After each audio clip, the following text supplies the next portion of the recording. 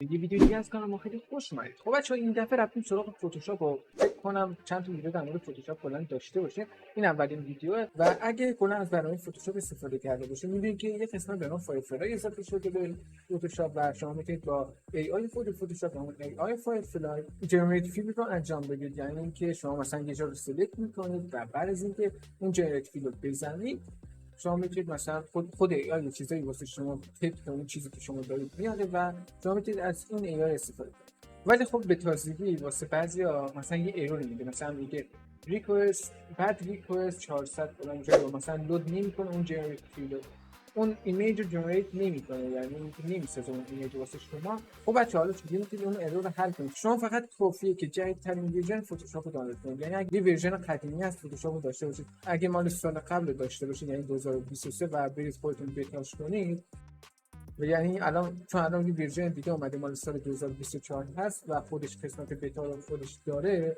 دیگه شما با ورژن قبلی نمیتونید اون عکسایی که جنریت کنید و به شما ارور میده و نمیتونید این کارو اون برنامه انجام بدید. فقط کافیه شما برید وارد سایت ساخت 98.ir بشید و جدیدترین ورژن فتوشاپ رو دانلود کنید و نصبش کنید.